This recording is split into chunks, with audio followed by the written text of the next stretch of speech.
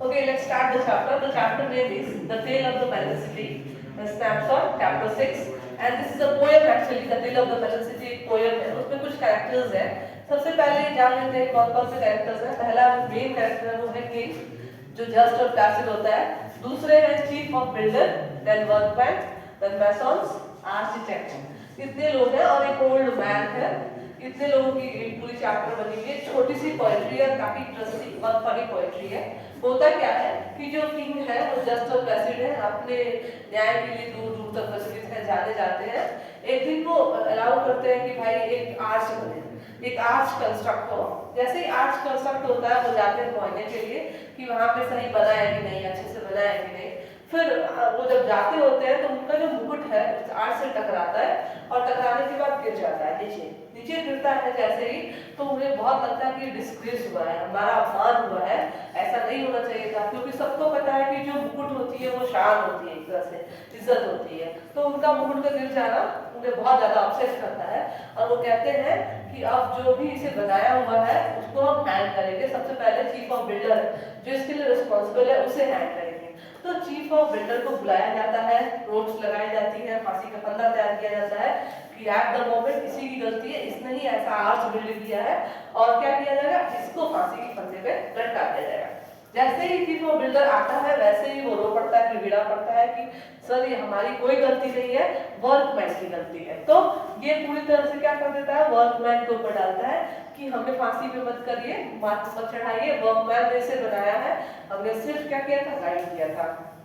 फिर क्या करते हैं कि सभी वर्कमैन को बुलाते हैं और कहते हैं सभी के सभी को बारी बारी से हैंग कर दिया जाए. वर्कमैन आते हैं, जैसे ही दरबार में सभी के सभी मीटिंग से बीच में वर्कमैन इकट्ठा होते हैं, वो रो पड़ते हैं, गिड़गिड़ा पड़ते हैं कि हमारी कोई गलती नहीं है, मैसन्स की गलती है, क्योंकि मैसन्स ने ईंटें बनाए थे, ईंटें गलत साइज के थे, इसलिए मैसन्स को हैंग करने चाहिए. मैसन्स आते हैं.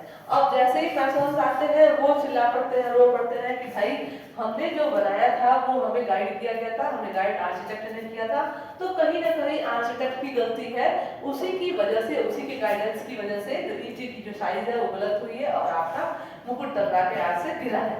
अब आर्किटेक्ट को बुलाते हैं कि फाइनली आर्किटेक्ट को हैंग करना चाहिए. आर्किटेक्ट चिल्लाता है रोते हुए कि ओ किंग, हमने आपको दिखाया था अमेंडमेंट जो बनाया थे, हमने जो भी आपको शीट तैयार किया था, हमने उसको आपको दिखाया था, आपने ही कुछ चेंजेस किए थे उसमें, इसलिए मेरी इसमें कोई गलती नहीं, आपके चेंजेस के अकॉर्डिंग ही आज को बिल्ड किया गया है. अब किंग पूरी तरह से रेड हो जाते हैं, पूरी तरह से अपसेट हो जाते हैं और कंफ्यूज हो जाते हैं. कहते हैं मुझे कुछ टाइम चाहिए सोचने के लिए कि किसकी गलती है, किसको पनिशमेंट मिलना चाहिए. फिर मीटिंग बिठाई जाती है, एक वाइस मैन को लाया जाता है, एक ऐसा वाइस मैन जो बहुत ज्यादा ओल्ड रहता है और वो ना सुन सकता है ना देख सकता है, सिर्फ बोल सकता है. और जैसे ही उससे पूछते हैं सभी के लोग बताओ कल्प्रिट कौन है, तो किसको पनिशमेंट मिलना चाहिए, इतना ही कहता है कि कल्प्रिट को पनिशमेंट मिलना चाहिए, कहकर वो चुप हो जाता है. अब सभी के सभी कंफ्यूज है कि किसी न किसी को तो हैंग करना है क्योंकि फांसी का फंदा तैयार है. फांसी के फंदे को थोड़ा सा और हाइट करके बारी बारी से तमाम बैठे सभी लोगों के गले की नाप को ली जाती है.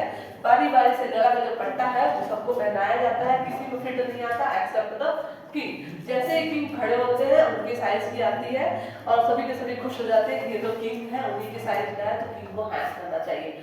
Long live the king, long live the king कहते कहते वो लोग किंग को क्या करते हैं, फांसी पे चढ़ा देते हैं. अब किंग मर जाते हैं. अब एक दरबार, एक राज बिना राजा के हो जाता है.